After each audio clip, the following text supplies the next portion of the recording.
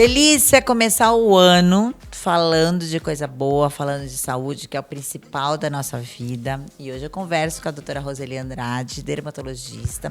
Semana passada, ela deu uma aula pra gente e, na verdade, uma aula de como exercer realmente a profissão que você escolheu e o respeito que ela tem pela medicina antes de ser dermatologista. Ela é médica. Uma das coisas que você faz muito, sigam a doutora no Instagram, porque as redes sociais, as pessoas falam muito mal, né, das redes sociais. Eu só vejo coisa boa nas redes sociais. As minhas, pelo menos, só chegam isso. Então, veja com quem vocês estão seguindo, né? Tem de tudo. O meu só tem coisa boa. Como usam as redes sociais? A doutora, ela usa muito para informar, né? Muito. É lógico que ela gosta de mostrar essa realidade, dia a dia dela, né, que é gostoso e faz parte da nossa realidade hoje, de ver ela como humana, mas é muito para informar e a gente aprende muito. Eu, apesar de estar, né, esses 10 anos junto aqui com você no programa, você sempre manda coisa nova e principalmente a sua preocupação com a naturalidade. Cuidados hoje, ela é médica, tá, gente? Então ela pode mexer em você. Cuidados hoje, né? Esteticistas fazendo coisas, né? E depois aí falam mal do procedimento, mas não procurou um médico. Ela não pode falar, mas eu posso. Então está na minha voz, é por minha conta e risco que estou falando. E uma das coisas que você fala muito nas suas redes sociais é sobre a naturalidade, né? E cada vez mais jovens estão procurando os procedimentos. Eu acabei de voltar da Austrália, ainda falei com você, nossa, as meninas lá de 18, 20 anos com uma boca enorme, com cílios enormes, com tudo, toda mexida. Como que é para vocês, médicos, quando chega uma menina de 17, 18, 20 anos querendo fazer procedimento? Eu sou uma pessoa bastante comedida. Quem conhece o meu trabalho, conhece as pacientes que eu trato, sempre meu lema foi naturalidade. Então, eu estou na medicina batalhando sempre por essa bandeira e dentro da dermatologia, eu me formei em 97, é uma época dos exageros. Então, a gente lembra dos filmes, né, dos filmes americanos, de algumas artistas brasileiras que começaram aí no início dos anos 2000 se aventurarem pela aplicação da toxina botulínica, pela aplicação do preenchimento, e todas ficando muito disformes. Então, as revistas mostravam mulheres exageradas, o cinema, a novela, enfim, a TV em geral mostravam essas mulheres exageradas. Isso eu estou falando do início dos anos 2000. E aí vem também as políticas, que nós temos algumas referências no Brasil, inclusive. Ai, com um cara daquela fulana eu não quero ficar, com um cara da tal apresentadora eu não quero ficar. Então, isso eu tô falando de anos 2000. O estigma ainda, né? O estigma muito forte, principalmente para as mulheres que têm de 45 para mais, que viram essa realidade dos anos 2000, né? Agora, quem era jovem nos anos 2000 ou quem nasceu nos anos 2000, agora estão com 19 anos. E elas não passaram por esse exagero. Então, nós, mulheres de 45 mais, que vimos esses exageros, a gente passou uma época inteira de exageros e agora uma aversão total. Já os americanos, que gostam de exageros e que sempre fizeram peitos grandes, bundas grandes, botox exagerado, lábio muito grande, eles começaram já nos últimos 7, 5 anos caminhar para trás. Então, nos congressos, pouco, olha, vamos para natural look, beautification, então era só embelezar e não mudar demais as características. Então, isso, as pessoas que vêm aí, que estão hoje com 60, 50, 70 anos. Mas essa juventude que nasceu nos anos 2000 não viu os exageros. Então, eu tento trazer um pouco mais esses jovens para a realidade. Mas, às vezes, você vai me perguntar, Roseli, mas vai precisar preencher com 23 anos? Precisa corrigir o queixo dele com 24 anos? Se ele tem alguma pequena alteração, que através das proporções, existem réguas para a gente medir a face humana, se através dessas proporções a gente acha que com esse pequeno arranjo ele vai se embelezar, esse jovem, homem, mulher, enfim, não importa o gênero, vai ganhar um embelezamento, uma harmonia, uma reestruturação, eu indico sim e faço. Agora, começou a virar piração, querer parecer com emoji, querer parecer com o avatar da própria pessoa, eu não sou a médica que vai ajudar você a construir isso.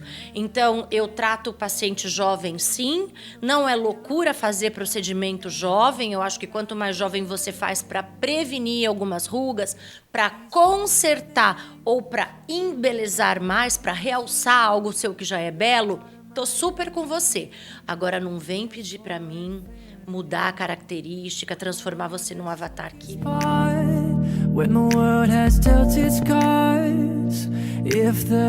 Quando começar a toxina botulínica? Então, eu tenho 46 anos, eu comecei com 23 anos. Por quê? Eu tinha características de, ao falar, enrugar demais a testa.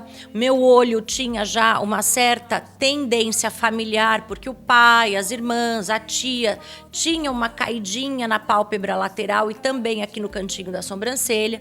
Então, você vai fazendo a necessidade daquele indivíduo. A minha necessidade começou com 23 anos. Uma irmã, que eu tenho uma meia-irmã, começou com 42, porque ela tem uma genética vinda do pai dela, que é muito melhor que a minha. Então, não tem hora ideal. O que tem é necessidade naquele indivíduo. Então, é um adolescente, sei lá, de 20 anos, que tem uma cicatriz por acne e que, ao sorrir, aquela cicatriz fica mais forte porque está fazendo como se fosse uma ruga de expressão ali em cima. Tem indicação de tratar? Tem. Uma pessoa de 28 anos que começa já a formação de pé de galinha, tem indicação de tratar? Tem. Uma pessoa de 17 que tem um perfil familiar de uma olheira profunda, ela pode tratar? Pode. Nossa, mas ela só tem 17 anos. Incomoda.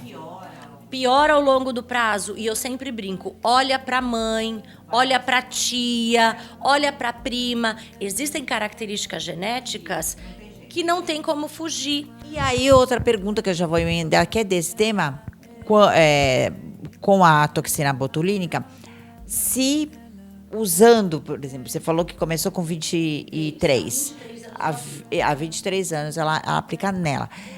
Se perde o efeito, chega uma hora que não vai adiantar mais. Eu já tenho 23 anos de uso, eu faço 2 vezes por ano, ou seja, a cada 6 meses. Então, se contabilizar, eu tenho aí no mínimo 45 aplicações de toxina no meu rosto. A toxina é para diminuir força muscular e rugas da testa, para diminuir pé de galinha e para diminuir aquelas colunas que fazem quando algumas pessoas se olham no espelho, mordem bem forte a mandíbula. Você faz umas colunas e essas colunas vão ficando pior com o envelhecimento. Então, toxina a gente aplica em geral testa, olho e essa região do pescoço.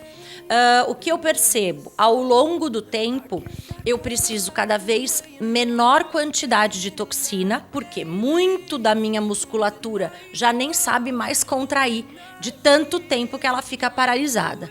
E muito se falava que um dia iria perder o efeito, que você ia produzir anticorpos.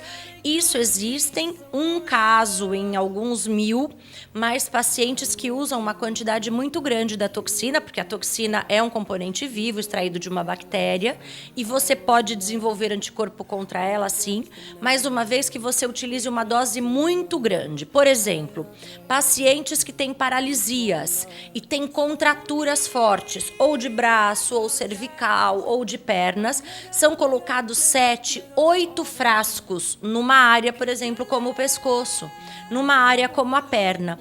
Então, a quantia que é injetada é 7, 8, 10 vezes maior do que a quantia estética.